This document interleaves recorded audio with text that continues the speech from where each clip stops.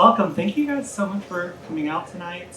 My name's Evelyn Berry, and thank you to Taproom for having us read some poems. So thank you so much.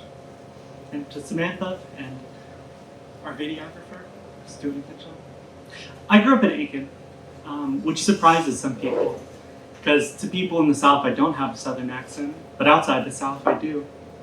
And this is a little bit about my childhood growing up. It's called "We've Got Wilderness Stuck in Our Teeth. Maws crammed with dead leaves, frog limbs, secret treasure maps scrawled on the underside of our tongues. We are brothers. We are feral scab eaters, sugar buzzed and drunk on each other's violent spit. We crash our bikes on purpose. My brothers, we swallow grease abundant, air to everything that bleeds easy. All that when pinned beneath a magnifying glass will burn. Once bats flooded the attic, erratic colony of night's music. At dusk, we hung a bucket of honey outside the window. When they evacuated the house and rose into the sky, when the bucket filled with their screaming, when still the living wheeled above the roof, silent gliders, we raised guns, took aim.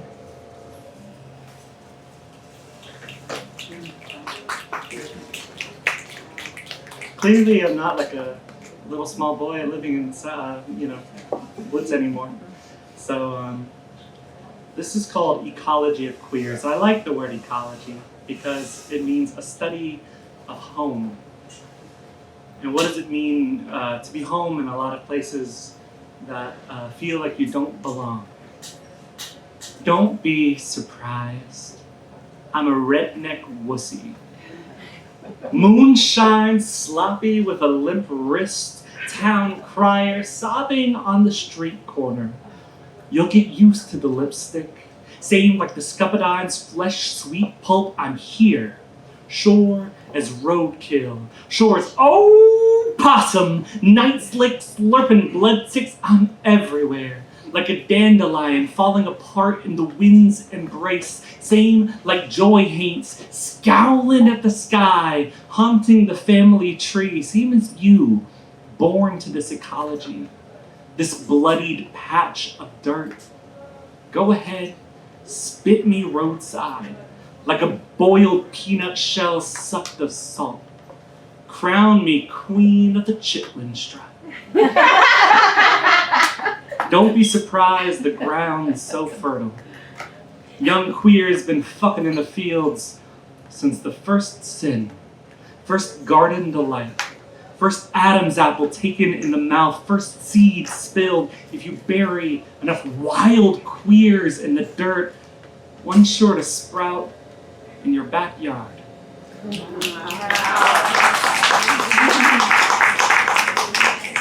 I wasn't sure about doing this poem, but I hope you guys are fun and drunk.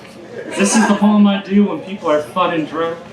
And I don't know if anyone else has had this experience or it's a really idiosyncratic experience, but I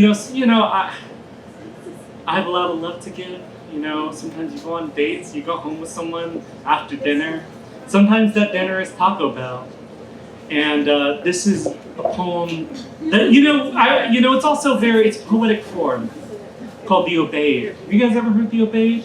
Some people, yeah. It's a poem, it's a French form that would be written to your lover as you're climbing out of bed. And so this is obviously, a deep poetic form with a deep tradition called Obeyed with Baja Blast spiked with Jim. And this, not to brag or anything, but this did get published in the Taco Bell Quarterly. In the morning, the sunlight oozes thin between blind slats, like cheese from the edges of a quesadilla. I wake booze bamboozled, blood still sluggish with last night's clumsy desire. How easy I mistake refried dreams for stomach trouble. We territory the space between skin into something other than fear. Somehow, you are still here. I admit last night may have benefited if I had not scarfed Taco Bell before we made love. But listen, I didn't know you'd want to top. I didn't know you'd want to mouth my neck. Listen, I didn't plan to drink so much. Didn't anticipate lurch, gut plummet, the exhausted gasp spilling everything. Bless the tumult of spew. Holy sphincter made uninhabitable by the passage of Dorito shells nachos 1 hour later. Do you know what shames I have evacuated for you tonight? Let me tell you about loneliness. It is a drive-through window and not enough change. I am so clueless, my brief darling. It is possible to be gorgeous and still regret everything. I'm trying to tell the difference between light and what light touches. I'm trying to tell the difference between how you speak about my body and how you speak about yours.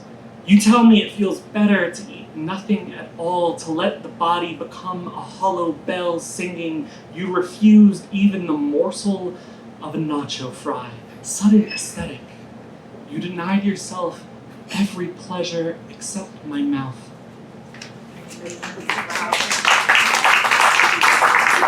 Alright, I have one more poem, and then we're going to bring Miss Julia Wendell off stage. I will say that that poem, as well as Ecology of Queers, can be found in my chapbook buggery. For the other poems, you'll have to wait till I got a full-length collection out. But my name is Evelyn Berry. You can also follow me on social media at Evelyn Berry Writer. It's the easiest way to find me. Also have a website. You guys do websites, but who does websites anymore? We all have Instagram. All right. Southern. This is the last poem, and I'll get out your hair and go get drunk. No. Southern Apocrypha with a rumor of a rodeo clown. Heard it said, secondhand maybe, that if you drive a Buick LeSabre 70 miles an hour toward the cliff of the ravine, blasting Dolly Parton's Jolene, you'll float like the voice of a friend when telling you for the last time, I love you, before he dies. And you'll land clean safe on the other side, on the outskirts of a carnival.